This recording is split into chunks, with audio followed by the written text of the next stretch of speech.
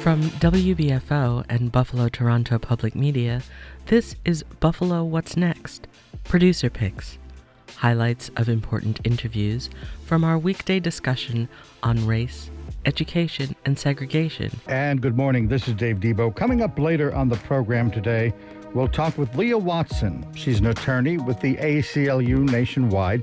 They've done some interesting studies looking at censorship in schools, specifically some of the things that are in place in other places that have kept other districts from talking about the situation that happened in Buffalo on May 14th and other race-related issues. It's an emerging topic that we will get to in about half an hour here. But first, let's bring in Catherine Fisher Collins. She's the regent representing Western New York on the New York State Board of Regents. She's basically the one of the people on the statewide school board, as it were. She's written about 13 books, including Black Girls and Adolescents Facing the Challenges, Sources of Stress and Relief for African American Women. She's written about the imprisonment of African American women, causes, and many others. She's a nurse. She has a keen background in health issues. She's an adjunct professor at Niagara University, formerly an associate professor at SUNY Empire State College. Regent Collins, thanks so very much for being with us this morning. You're welcome, and thank you for the invitation. I'm glad you're here, and I think to set up maybe our discussion for the second part of the program today, I wanted to touch briefly on what is mandated. Does the State Board of Regents require a certain amount of education about racial issues? There's no set number of hours that we have decided that we should talk about racial issues. No, there's no set hours. If it occurs as part of the curriculum, which the districts have that responsibility for. Is that enough? Do you see any change or something coming down the pike where, in light of instances like what happened at TOPS, that the board could, and I know you speak for yourself, not the entire board, but that the board could perhaps mandate a change or an increase in the amount of discussion that is held around racial issues? Well, we do discuss inclusion, and that means that you bring in other people other than just African Americans or Latinos. So there is a way that it is discussed, but not, lesson 102 will talk about African American people today. No. Okay. Is that enough? Would you be interested in a change? Well, I think that we have to approach it in such a way that it is integrated in the curriculum. So, excuse me. So it makes sense. It's not just let's talk about race. If we're going to talk about race, let's talk about the contributions of individuals who happen to be African American or who happen to be Latino or other ethnic groups. Not that it's a set, let's talk about race. Let's integrate it so people can include it in their thought process. Not that today we're going to talk about someone who has done something tremendous to impact, like Dr. Drew, who decided that blood products was needed, developed them, and then, unfortunately, when he needed to have a blood transfusion, was refused to give the blood that he needed, and as a result died. You're talking about Charles Drew, for whom a local magnet school is named. Yes. So make it relevant to something that that you incorporate every day, just like Mr. Chip, who was the gentleman, the African-American gentleman inventor who invented the potato chip. Now, when you eat a potato chip, black man, he was the one who,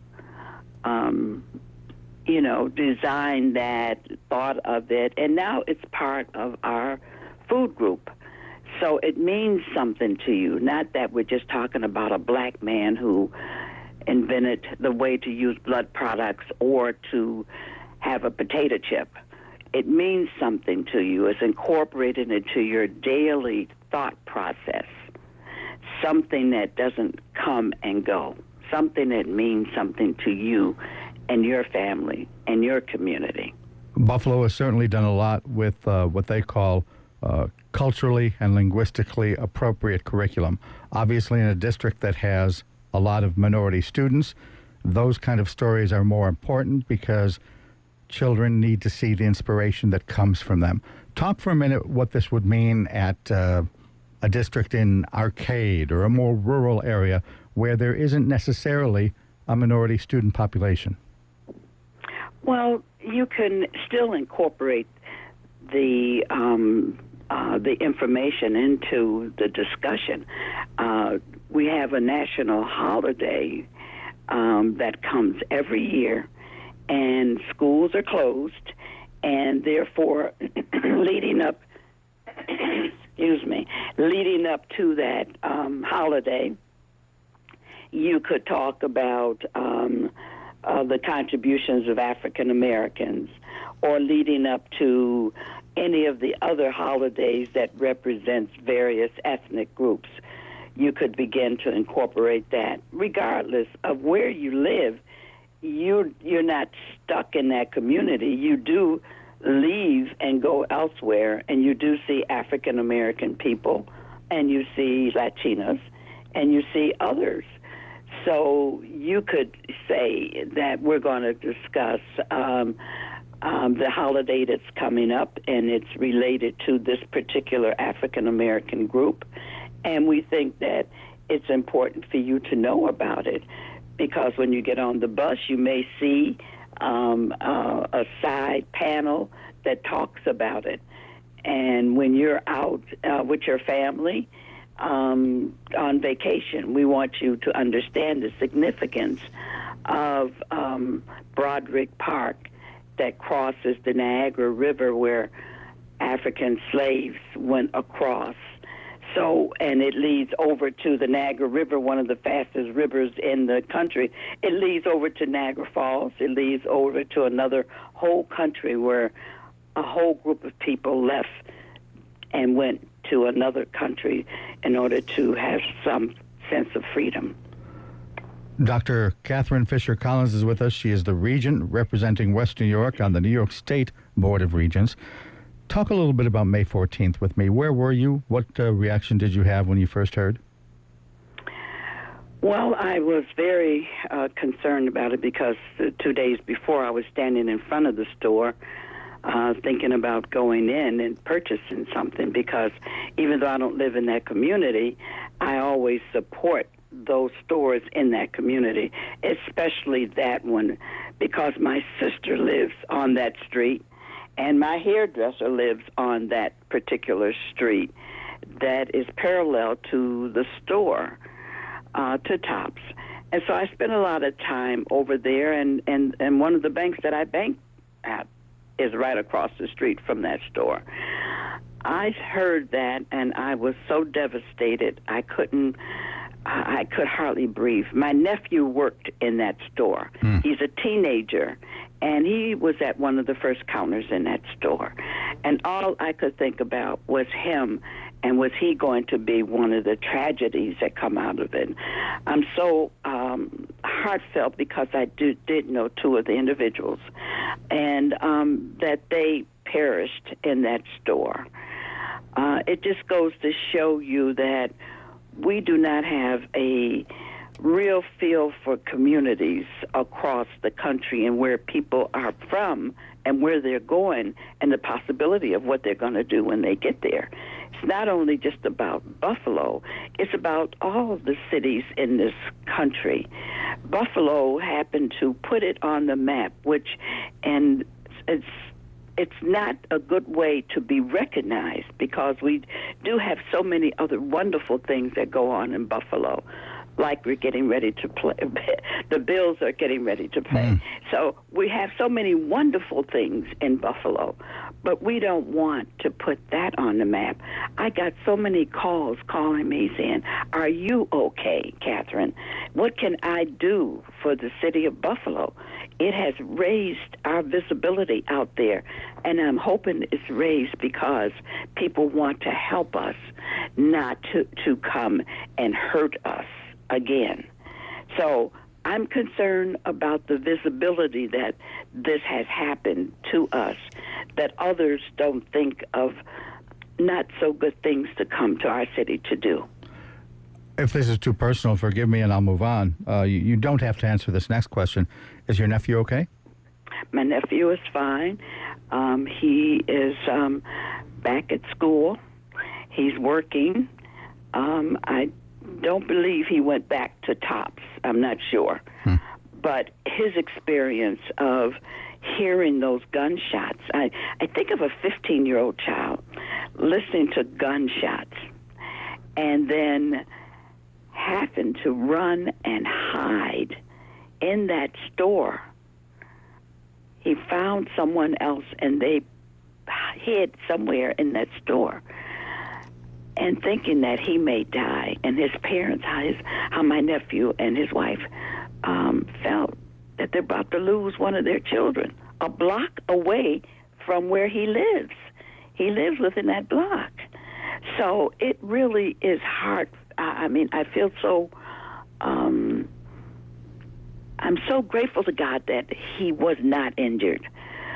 But on the other side, for him to experience that, and he did have some, trepidations after, and some feelings, anxiety, stress, PTSD does not come right at that moment. Sure. It can come at any time. But you wonder about all those other people who, if you go to that store across the street, there are businesses, there are people always in that area. All those people who walk to that store, who live in that community, every time they walk by there, every time I drive by there, and I see those 10 faces, my heart just goes out to those families, and how they're going to have to live with this stress throughout their entire life. They lost a person, a family member. Certainly the community lost elders, and you said you knew a couple people who indeed were among the victims. But I want to take just a moment to talk more about youth, especially with the school year starting to open this week. Does Buffalo schools, because of this shooting, face a additional challenge or need to do something that they wouldn't otherwise do in a year where this didn't happen? Well, certainly these children who are coming back into our schools are aware of what happened. You can't ignore that and say, well, it happened and it's gone and these kids are okay. They're not going to always be okay when you have flashbacks of what happened in your community and why it happened, and then you try to figure out. Young people, they know things are happening in their community, but they don't want to dwell on them.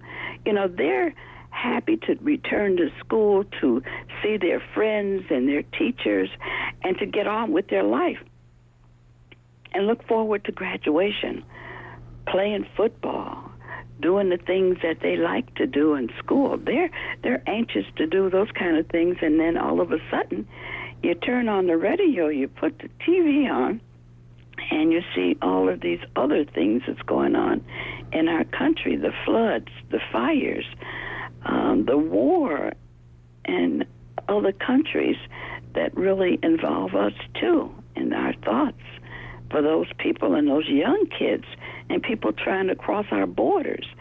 There are so many things that, we may think that it's okay to turn on our televisions and radio and listen to these things. But sometimes people internalize things that they hear and see differently.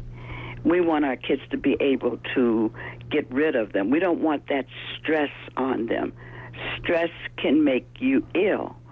Stress can get you thinking about things that you shouldn't be thinking about and thinking about things that you shouldn't do.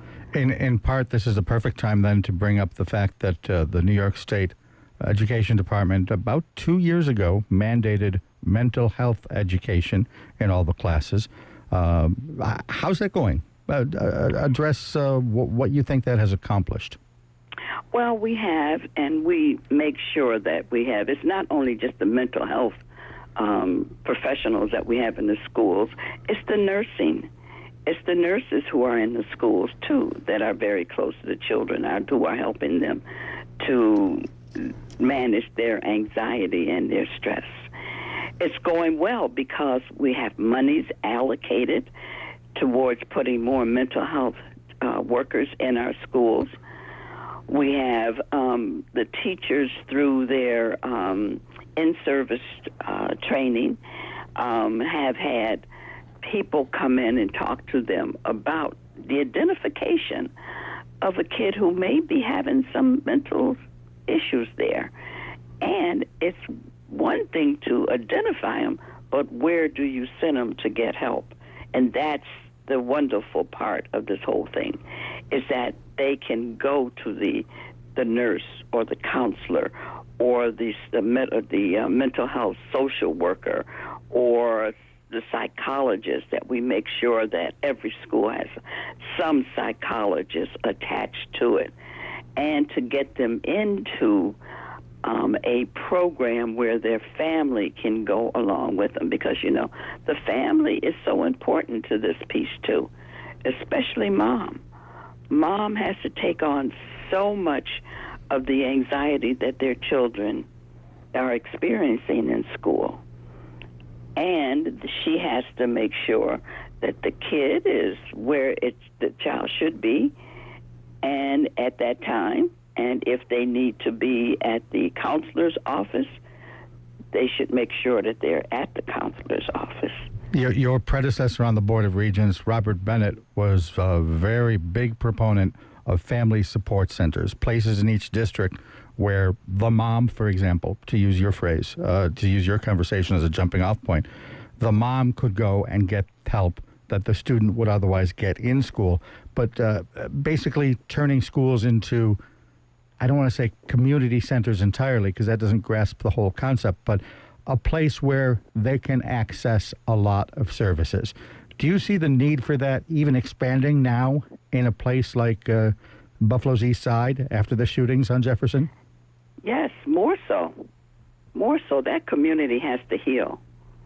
That community has to heal.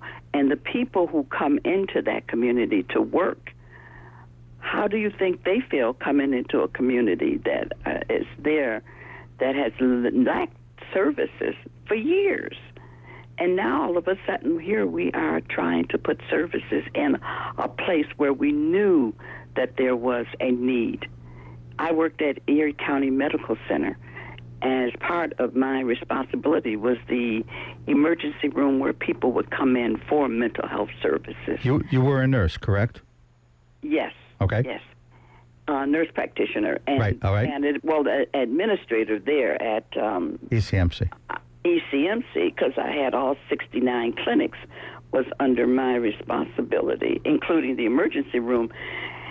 And in the emergency room, we had Empath, which was a area for people to come in when they needed quick mental health services. But of course, we have many more places that people can go. But you have to get there, and you have to make sure that there's follow-up. We don't want you to just come in for one appointment and then go away. We want you to come in for your appointment, get your medications, and follow through on what the practitioner is telling you need to do. I think the parent, and I've said this at the Regents meeting, the family or the mom is the key to academic success and to health. She's the navigator in the family. She takes care of all the appointments. She's the one who has to pick up the kid from school, take the kid to the appointment. She has not only his appointments or her appointments, but her husband's appointment. And if she has more than one child, she has to take and manage all of them. So she is the role model and the person who has to think about how she's going to manage that in addition to her own work schedule, because she may be working as well. So, yes, I agree with the former Regent, Bennett, that there should be probably more community centers around and within our communities. However, we do have programs like Best Self and what they offer. Mm-hmm. And we have our what is the other one? Spectrum? Crisis service, sure. And Spectrum. Well, crisis service is there. You can call, and you can have, talk to people there. They can refer you. And every hospital, every emergency room has contact with mental health professionals that they can refer you to if they need to. You spoke earlier about the needs of the community, the idea that they need to heal, but also that they need resources. I want to step just a little bit away from education for a moment and talk to you not necessarily as a member of the State Board of Regents, but just as someone that is in touch with the community. How do we clear that hurdle? How do we end up giving more resources back to a community that traditionally has had such a hard time getting them? And that's the travesty, have had such a hard time getting them. We have a lot of talent in Buffalo, a lot of talent. We know which communities are getting the things that they need and the things that they don't need. We also know that as well. Why has it come to this point where you and I have to talk about the fact that this community has not received its fair share? Now, I say that with a capital F, fair share of everything that is offered, not just through the city and the county, but through all these private groups out there that has resources that they could have invested in our community. You look around some areas of the city, and you almost see services on top of one another because there's so much. And then you go over to the east side, or you go down Jefferson, and I'm a native of Buffalo. I was born and raised and educated and worked in this city all of my entire life. I've seen Buffalo at its best and now, in some places, at its worst. And I know the neighborhood that I lived in was a very integrated neighborhood. And that was Jefferson, Broadway, Pratt Street, all of that area. And much of it from William Street down was just completely tore down. And there were businesses from Main Street all the way down to Jefferson. And that whole area now where there's housing apartments there was all businesses. Why would you come into a community and tear it down and take out all the businesses? Was that just urban renewal? What changed? How did this happen? Yes, how did it happen? We had politicians sitting and making decisions and deciding, well, let's tear this down, and then the structure, and let's put something else up. But it was 10 years before anything went up. So meanwhile, that community did not have those resources. We have people who are elected to look out for us, that were elected when I was a kid in the Buffalo public schools. We did not have to have half the resources, but we had very, very responsible teachers who did more than just teach the curriculum. They loved us. I felt that all of my teachers loved me, and they act like they love me, and my brother and my sister. The teachers were so responsible to us then, and we have to bring that same sense back into the classroom where teachers just love you. I loved all my teachers, and they were like my minister. I held my teacher in such high, all the teachers in the Buffalo Public School, I held them in such high esteem. They were right up there with my minister. You spoke of how in your youth the area was much more integrated. Right now, more than 75% of the blacks in Buffalo live east of Main Street. Yes. How do we desegregate? We need to look at what available property is out there and how we can make sure that HUD and other places who have monies to invest in that community. I owned property in the university area, and I certainly wanted to invest in the property. And I did go to the city to see if there was any monies to put in a new furnace. I was always turned down because I was a nurse. I made $16 an hour. Mm-hmm. I was a nurse. That was the primary problem. I made too much money, so they would not invest in my property. I was very discouraged to see this housing unit that the city was responsible for, that was supposed to invest in the university area. But if you made $16 an hour, you were ineligible. So we need to make sure that the way that the guidelines are written, that it gives the homeowner the ability to come to the city to get low-interest loans.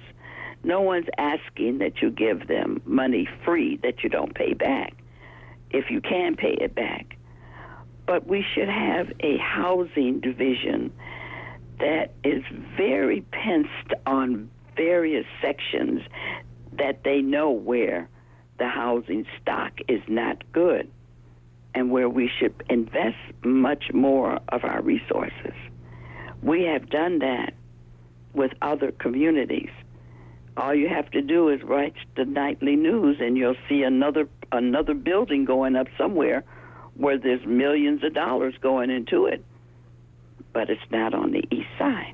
Catherine Fisher Collins is with us. She's the regent representing Western New York on the New York State Board of Regents. I want to jump back to education just as we close here. We've got about 5 minutes left, and maybe this topic is much bigger than the 5 minutes that remain. But what is the role of education in creating more anti-racists out there? Well, we have to make sure that those individuals who are responsible for teaching the information really believe the information. They really support the information that they're giving to these young people, and that it's fair to say that they themselves are not racist, that they themselves believe in the message. We want you to carry the message in such a way that you believe it, and those people who are listening to you, they believe it as well, because you exude that I am a believer that equality means equality and fairness for all, and that I'm going to be there to support it. I mean this. This is me. I believe that we all should share in the American dream. We all should support democracy, because that's where all of this comes from. It comes from democracy. Everyone should have an opportunity to participate in the American dream. Just look at the people at our southern borders that are trying to get into this country. They know that all the resources that we have, it's in this country. It may not be fairly distributed, but it's in this country. And they want a part of the American dream. And that's what has been lacking in the African-American community, the ability to participate in the American dream. And lastly, our next segment, we're going to be talking a little bit about educational censorship. The ACLU has undertaken some studies that show in other places, not around here obviously, but in other places, There are districts across the country that have been prevented from talking about the shootings in Buffalo, that there are things happening out there that say, don't talk about race, that some of the spin-offs from critical race theory criticism has resulted in a chilling effect that percolates down through the classrooms. I'm not sure we've seen that in New York State, so I wanted to get your opinion on that, but I also wanted to hear what can be done about that sort of thing, again, more broadly nationwide. Well, nationwide, we have our elections coming up. I would say to people, listen to the rhetoric that's coming from all of those individuals who want to be in those roles, and make sure that it's somebody you want to support. We can talk all days, but they, have the final policy decisions. Make sure you go to the polls and vote. We are very lucky here that we do not have people that saying you can't teach critical race theory. Critical race theory, people miss the intent of it. And it's not to hurt anyone. What it is, it's to help people to understand that things happen in this country, and it was done by individuals who do not want us to talk about their bad behavior. And so what we do is we say, no, we can't talk about anything. But some people have done bad things, and it's called history, where those bad things are recorded. And if you talk about African American history, you'll talk about some of the bad behaviors that went on by some people. Not all people, but some people. You can look at any areas of the world and see that there's going to be bad people. So what do? You don't talk about them. The kabuki, the dance, and the productions that are done in Japan, they tell the story of the wars and the various history activities that went on in their country. And this is done in the theater. So young people see that there were wars between people, but there's no wars now, but there was wars then. But it's not to say that we don't want you to go out and start a war, but we want you to understand these are the things that led up to the wars. These are the things that you need to know as you grow into adulthood, so we do not make a mistake and do them again. Dr. Catherine Fisher-Collins is on the New York State Board of Regents. She represents the 8th District in the western part of New York State. Dr. Collins, thanks so much for being here. Thank you for having me.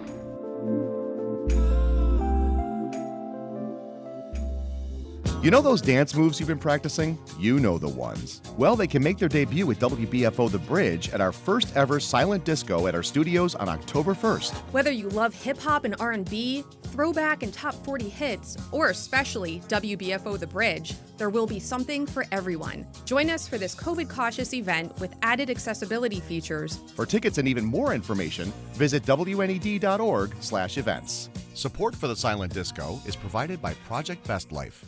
Get all the trusted local news you need right to your inbox each weekday morning with the WBFO daily email. Visit WBFO.org to sign up today.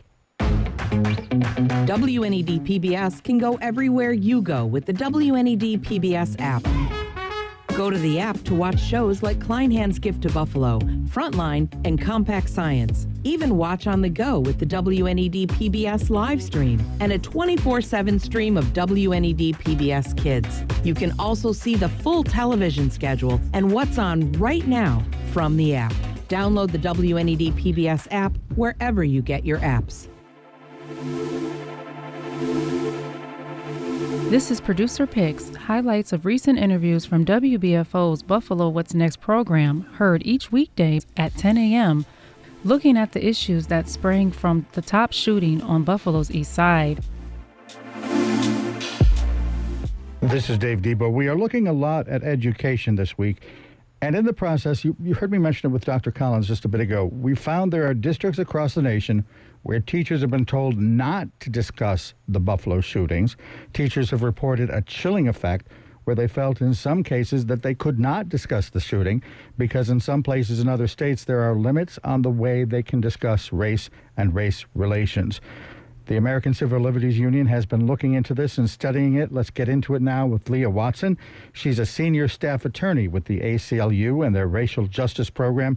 She focuses on bias in policing. She focuses on poverty and specifically about classroom censorship efforts. Leah, thanks for being here. Good morning. Thanks for having me. Let's define classroom censorship. What is that? Is that basically groups that are in some way keeping people from talking about race? Yes, I think that that's the current iteration. You know, across the country, we've seen classroom censorship bills introduced that want to withhold education, instruction from students pertaining to racial and sex discrimination. This has really expanded in the past 2 years since the killings of George Floyd and Breonna Taylor and Ahmaud Arbery and the racial reckoning. And so now, initially there was a discussion of expanding discussions of anti-racism in schools, racial justice in schools, equality, culturally responsive learning. And we've seen a backlash where now those topics, and even more broadly, just references to race or sex and their manifestations in society, are now being prohibited from classrooms across the country. It's a different issue, obviously, but I wonder if the tactic is the same as the Don't Say Gay legislation in Florida. Is it something that comes from legislation, or is it something that maybe springs forth more locally from school boards and activists and that sort of thing? It happens both ways. Since 2021, we've seen about 200 classroom censorship bills introduced in over 40 states. I think we're up to 43 states. But we've also seen these classroom censorship measures occur in school boards, at the local, state, and even attempts at the federal level. What is it that they are trying to stop, and how do you react to it? So proponents of these bills would say that they are trying to stop critical race theory. Critical race theory is an academic framework that is used in higher education classrooms that looks at ways that racism is embedded in American society. Studies have shown, and also the framework is very complicated. So studies have shown, and just actual looking at what critical race theory is, it's not something that people are teaching in classrooms, in K-12 classrooms. It's not something that students can easily digest. But under the umbrella of critical race theory, conservatives have lumped together things that go beyond that. They are really including any references to racism, especially systemic or institutional racism, references to equality, diversity, equity, inclusion. There have been identified a list of close to 50 terms that are basically synonymous for them with race and an intentional effort to exclude these conversations. A lot of the discourse talks about critical race theory. We're talking about racism, but most of the bills that have been introduced and the laws that have been passed include references to both race and sex discrimination.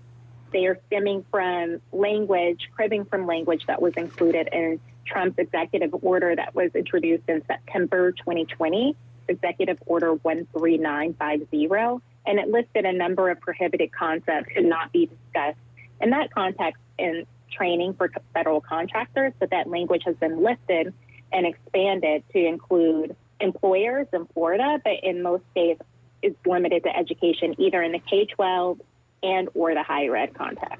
So if there are groups out there that are against critical race theory and they fight that battle, it sounds as if you're saying in the process, a lot of other discussion about race doesn't get to happen. Yes. That's something that's known as the chilling effect, because people don't know what critical race theory actually means. And the concepts that are being included in these laws are much broader than critical race theory. They include things like, one, many of the concepts are vague and they're hard to decipher. So they'll include things like not teaching that a student is morally superior to another one because of their class or race. Most schools, that's not happening in actual schools, but there are some phrases that are a little bit broader where concepts like colorblind or objectivity or neutrality, under these laws, you can't teach that those have racist or sexist origins, even though that's something that's well documented in research and accepted widely across academic disciplines. And then there are also these kind of catch-all provisions in the way that I think about it, where you say a teacher can't teach information that would cause a student to feel guilt or embarrassed or sadness on account of their race or sex. To be clear, as a former teacher and someone who talks to a lot of teachers, this is information that teachers are actually teaching, right. But the perception of which has a broad chilling effect, and the consequences under these laws can be very sweeping. In Oklahoma, teachers can lose their teacher's license in the state for violating HB 1775. In Florida, schools can be stripped of that. They avoid these topics altogether. In the process of teaching people about race, I imagine there almost needs to be a discussion of white privilege. Is this what's being prevented from brought into the classroom when you said, what will make one race feel inferior? Yes. In fact, in Oklahoma, in response to the passage of HB 1775, the classroom censorship bill, one district instructed their teachers, do not say white privilege in class.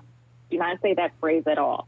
Other school districts have been, across the country, have been instructing school districts and school administrators have been instructing their teachers to just say, I don't know, when students ask questions pertaining to race, or to move the conversation along very quickly.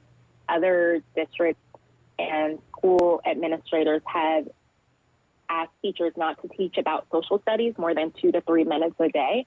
So it has a very dire consequence. And also it has prevented discussions of current events as well. Teachers reported after the terrible shooting in Buffalo, where you are, the teachers reported that when students asked questions, they felt like they couldn't even answer questions about the shooting and the racial motivations behind the shooting because they were worried that it could be interpreted as infringing upon the prohibited concepts of their classroom censorship in their state. I knew we would get there. Tell me more about those specific instances.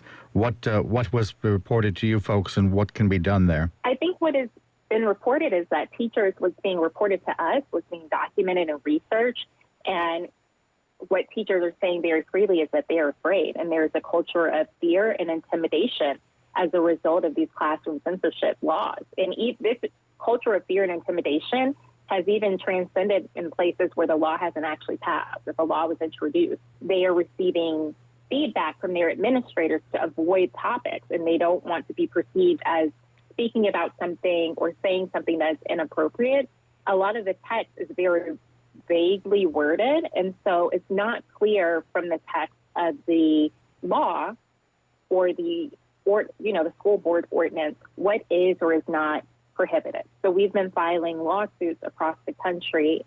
First in Oklahoma, we filed the first challenge to a classroom censorship bill of this sort with co-counsel at the Lawyers Committee, and we've also filed in New Hampshire and most recently in Florida. But the fact that teachers don't know what's included, so they don't feel comfortable talking about race at all, even when their students are asking questions or asking for text that helps them understand the perspectives of people of color, it really puts teachers in a hard place.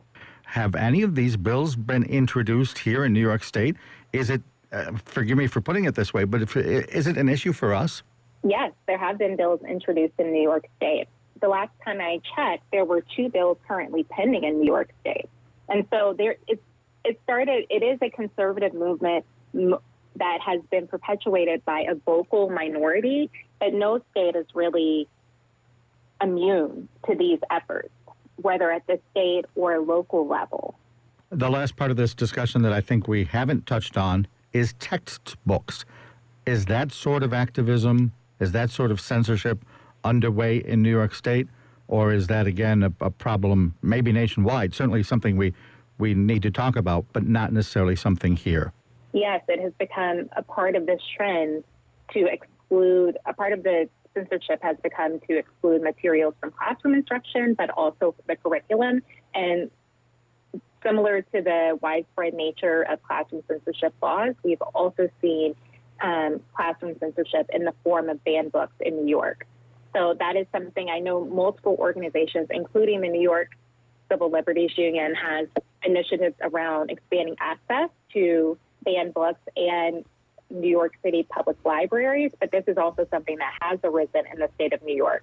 Leah Watson is here. She's a senior staff attorney for the ACLU's Racial Justice Program. We're talking about classroom censorship. And while on one hand, Leah, I get everything you're saying about how in other states it's legislated, I can also picture pressure on local school boards that isn't necessarily state legislation, but people standing in rooms at school board meetings saying, teach this, don't teach that. What do you know about the scope of that side of the equation? I mean, I think that the scope is similar. Sometimes there has been a manufactured hysteria around critical race theory. I started with one person, Christopher Rufo, who went on Fox News and talked about this a few times, directing his attention towards the White House, and they called him. And he came to the White House the next day and began drafting these laws. So the focus around critical race theory has really been heightened by a few vocal minorities. And there are multiple organizations that have briefing materials for people to go to their school board and to ask for, classroom censorship without saying it as explicitly. So the requests are very similar across the board. They talk about excluding critical race theory. Sometimes the New York Times 1619 project is referenced specifically because it was relatively new, leading into the racial reckoning of 2020. And there's other discussions as well, but there's pretty consistent measures. The content of what is being sought, the content of the information that will be censored as a result of these measures is essentially the same at the school board level versus the state. It's interesting you say that because earlier this week, the New York State School Boards Association came out with a report that said nearly 1/3 of all school board members in all of the districts in New York State declined to seek re-election in 2022.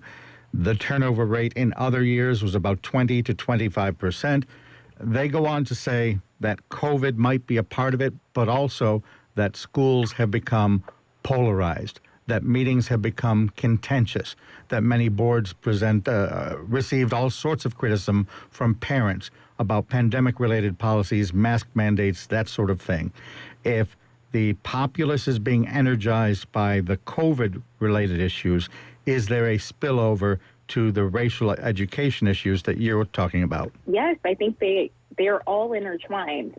We've had a lot happen, honestly, in the past 2 years with COVID, with the racial reckoning, with the backlash from, honestly, both of those. And I think the conservatives have really rallied, and there have been organizations that have organized parents around the notion of parents' rights and focusing on parents' rights instead of students' rights, in my opinion. But we had parents rallying against mask mandates, parents demanding that schools were open, and in the same way, those fights were happening at the school board level, and that same energy has carried over to demanding that their children are not taught certain information. We've also seen an increase in laws and bills being introduced and laws being passed in multiple states that allow taping of teachers in classrooms so that so parents are able to monitor in real time what is occurring. There's the culture of fear and intimidation isn't limited to the teachers that are standing in the classrooms at the time. School boards have become a huge battleground, and conservatives in their briefing materials are encouraging these battles to happen at the school board level, encouraging their members and sometimes even threatening school board members. There have been multiple documented occasions where school board members now have to have security. They need security because there are physical threats to their safety as well at these meetings. The situation can't be underestimated. Is your opposition because of the tactics or because of the end result? I could see them arguing that this is our school board. We have a right to voice our opinions here and to put pressure on our elected officials. If an area happens to be more conservative, that they would want their kids taught more conservative things.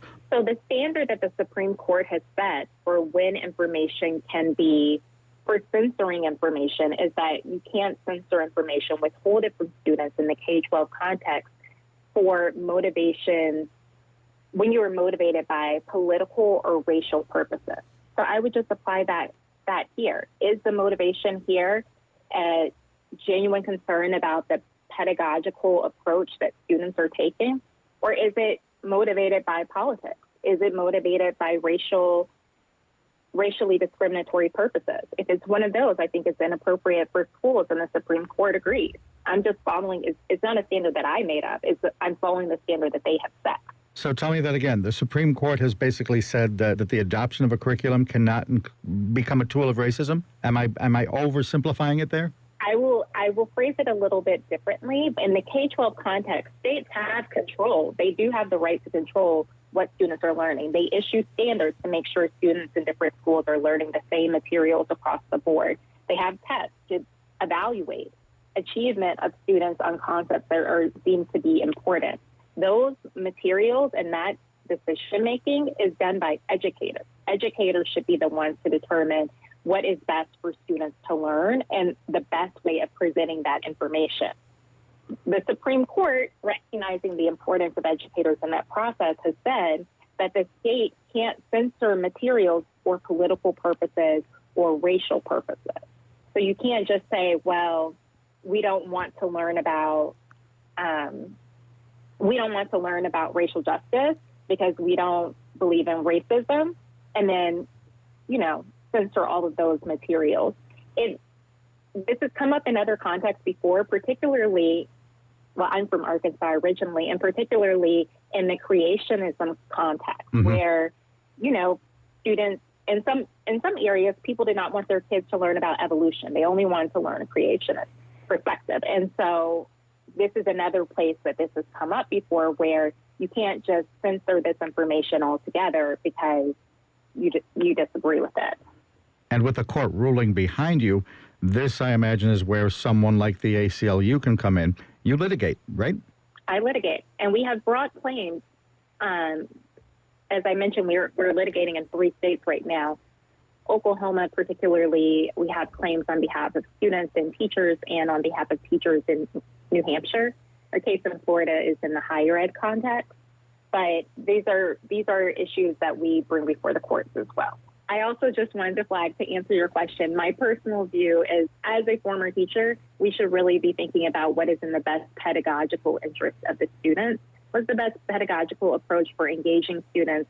The Supreme Court has spoken repeatedly about the importance of schools for preparing kids to learn academically, but also to serve as citizens in a democratic, multi-ethnic, multi-racial society. And I think that socialization process is an important part of this as well. So just thinking about what is going to be best for the students as the motivation for the pedagogical approach, and really leaving that to the educators to determine how to teach their students. When it's overt legislation, you can certainly sue and try to change it after the fact. When it's less overt, when it's just pressure exerted on school boards, does someone like the ACLU have an option, or do parents have an option? How does this play out when it's not, quote unquote, illegal? So I think this is a very interesting question and really requires us to look on a case-by-case basis and the ways that pressure is exerted.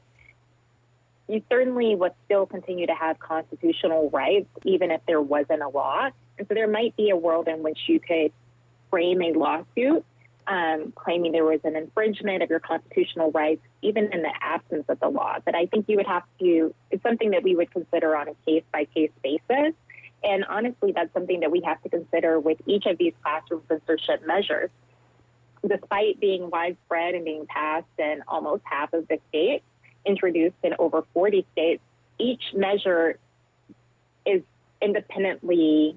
must be independently reviewed for the scope. And so I think here we would just need to dig further into what information is being excluded, what reasons or evidence do we have supporting the reasons for its exclusion, and what is the outcome. So I would just say it's a case-by-case basis, but certainly not something to be undercounted. And if you are concerned, if you were a teacher or a parent and concerned about classroom censorship, you can certainly reach out to the ACLU. I know the New York Civil Liberties Union, NYCLU, is looking into this, and you can reach out to schools at nyclu.org.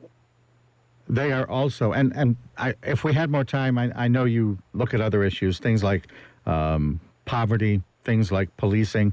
I want to have you back on the program for a discussion about those. But if we're talking specifically during this installment about schools, you've mentioned that NYCLU, the New York Civil Liberties Union, the local affiliate, as it were, has got a town hall meeting of sorts coming up later in September. Tell me about that before we go. NYCLU is working with around 30 advocacy groups to put together a town hall. It's titled Our Children Have Rights.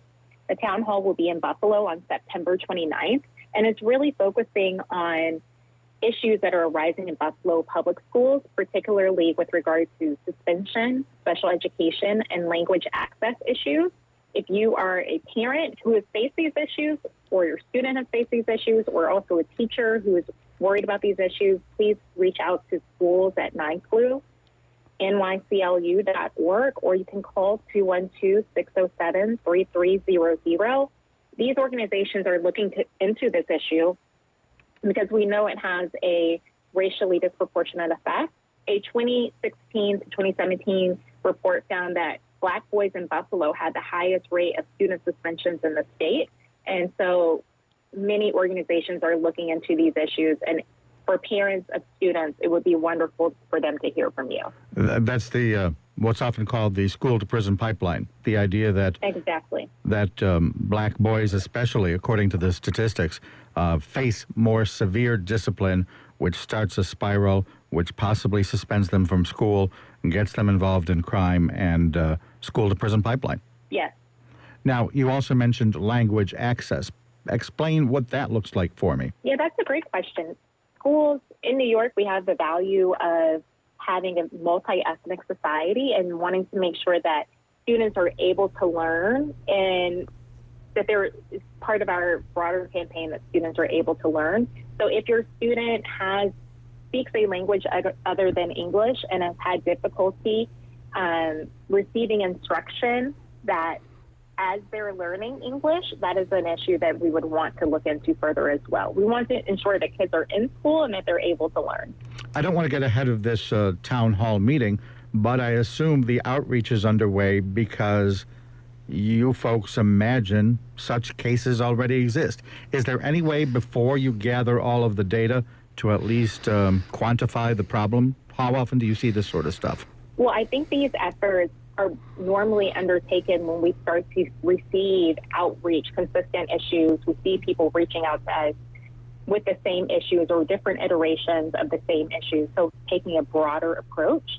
I'm not aware of research efforts ongoing at this time to quantify, but that might be occurring as well. It happens enough that you say, hey, let's hold a town hall and look and see what it looks like. Yeah. All right. Leah, thanks so very much for your time. Thank you so much for having me. Leah Watson is a staff attorney with the American Civil Liberties Union. Again, she spoke of that town hall meeting coming up on September 29th. If you'd like to share stories about school suspension, irregularities, or language access issues, that email again, nyclu.org, or that phone number again, 212-607-3300, 212-607-3300. Buffalo What's Next is a weekday podcast, a radio program on WBFO and on demand at WBFO.org. We talk about race, about education, and about our shared humanity. Listen for us each weekday morning at 10 and each weekday evening at 9 on WBFO. I'm Bridget Jaipal Valenza. Thank you for listening.